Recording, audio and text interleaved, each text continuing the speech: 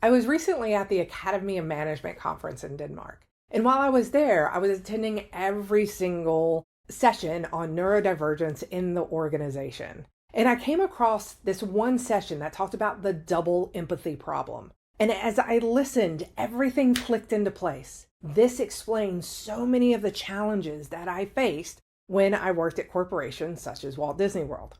And today we're going to talk about what that means and why it's important for you.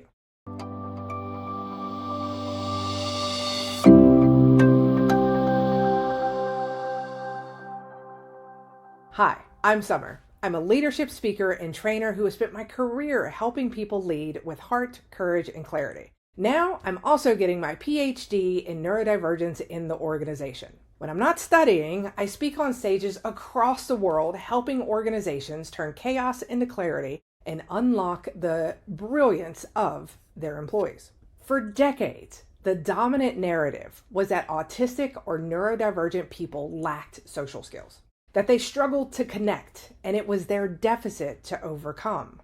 But what if that wasn't true? What if the real problem wasn't one-sided at all? And that's exactly what I learned with the double empathy problem. It's not that neurodivergent and neurotypical people cannot connect.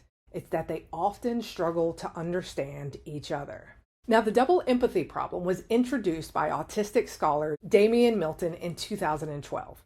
And it completely changes how we think about communication at work.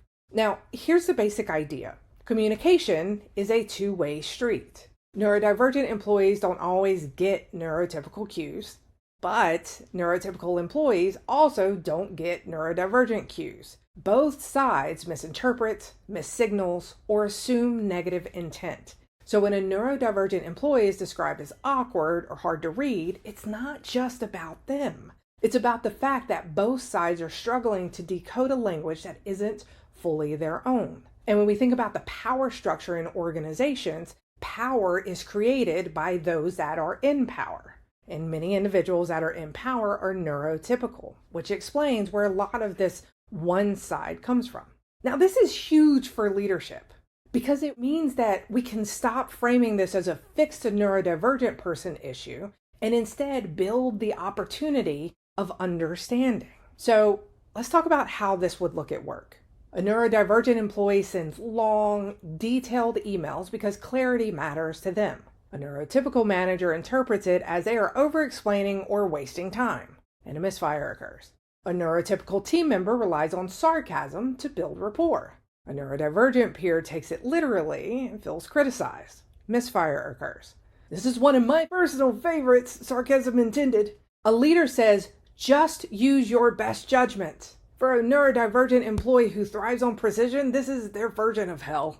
It feels vague and stressful, and a misfire occurs. Now, none of these are about intelligence, effort, or goodwill. They're about different communication styles colliding. So as a leader, it's helpful to know that double empathy problems should matter for 3 reasons. The first is it explains breakdowns. Misunderstandings are not personal failings, they're predictable and therefore solvable. The second is that this shifts responsibility. The burden just isn't on the neurodivergent employee to adapt. Everyone on the team has a role in building mutual understanding. And the third is that this opens doors to better systems. Once we accept that communication is two-way, then we can design practices that bridge the gap. And as a bonus, it also helps us understand that when conflict occurs, sometimes as leaders, we do need to step in. We can get frustrated and why can't they just get along? They're adults and all of these things. But the reality is that conflict is a byproduct of being human. And sometimes as humans, we need help to get through that. So how do we address this double empathy problem? Well, the first is that we normalize clarity. We don't rely on hints, sarcasm, or vague directions. Be explicit. It helps neurodivergent employees, but it also prevents confusion across the board. I will tell you, one of the things that I always did was I never assumed that my employees knew my expectations. And so a lot of times my conversations would start with, I recognize that you probably know this, but I would rather give you all of the information so that we both know that it's been received than make assumptions and then something happens in the future where one of us doesn't have the information that we need. And so I was very, very specific and broke it down. And once I learned to add on that caveat that it's not a judgment against them, this is just a way to make sure that we level the playing field, it was appreciated. Now, the second thing that we can do is encourage curiosity instead of judgment. This is where that negative intent comes from. If a team member communicates differently, teach your team to ask them, help me understand what you mean. Help your team avoid assuming the worst. When we assume negative intent, again, it creates unnecessary conflict. And the third is design a system that reduces misfires. Have written follow-ups, clear agendas, defined roles.